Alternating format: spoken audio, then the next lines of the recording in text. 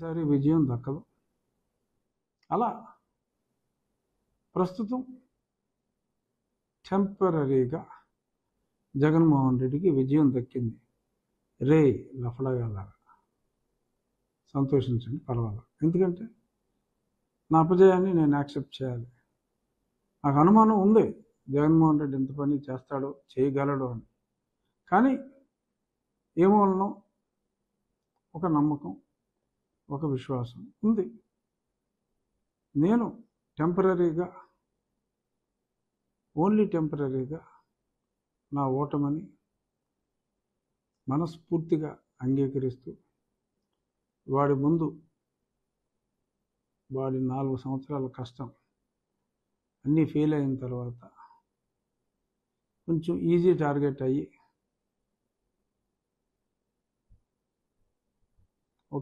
కొంచెం easy target అయ్యా, టెంపరరీగా success అయ్యాడు. 3 అడుగులు వెనక్కి వేస్తున్నా. కానీ రాబోయే రోజుల్లో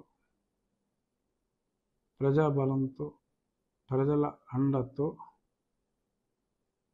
ప్రతి వ్యక్తి చేత అడుగులు వేయించి రాజకీయంగా వాణ్ణి అధపాతాళానికి తొక్కబోతే నా పేరు రఘు గారు. చూసుకున్నాం. బట్ టెంపరరీగా నా అపజయాన్ని నేను అంగీకరించాలి, తప్పదు. ఎంతోమంది ప్రజలు అడుగుతున్నారు కాబట్టి ఇంకో గంటలో 2 గంటల్లోనూ అఫీషియల్గానే అనౌన్స్ చేయొచ్చు. నాకు నర్సాపూర్ స్థానం జగన్మోహన్ రెడ్డి ఇన్ఫ్లుయెన్స్ వల్ల, ఎందుకంటే సోము వీర్రాజు గారు, వారి సాన్నిహిత్యం అందరికీ తెలిసిందే.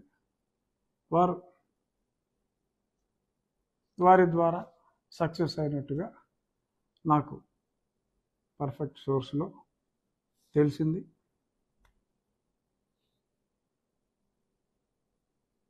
While agreeing my small defeat in not getting the seat as of now, చూద్దాం. ఈ స్థానం నుంచి పోటీ చేస్తానా, మరే స్థానం నుంచి పోటీ చేస్తానా అన్నది టైం విల్ టెల్. కానీ అతను అనుకున్నది, జగన్మోహన్ రెడ్డి అనుకున్నది జరగనివ్వకూడదు. అతను ఊహ ఇంకా జగన్కి ఓటేసిన, ఆ పర్టికులర్ పార్టీకి ఓటేసిన ఒకటే అనే అపోహ కలిగించి తను పాపం గడుపుకోవాలని, నన్ను అభిమానించే నా వాళ్ళందరినీ మరి కొన్ని పార్టీలకు దూరం చేయాలని అతను పన్నిన కుట్ర టెంపరరీగా సక్సెస్ అయినట్టు కనపడినప్పటికీ అల్టిమేట్గా అందరూ రియలైజ్ అవుతారు జరిగిన మిస్టేక్ని. డెఫినెట్గా రాబోయే రోజుల్లో ఖచ్చితంగా కూటమి విజయం సాధిస్తుంది.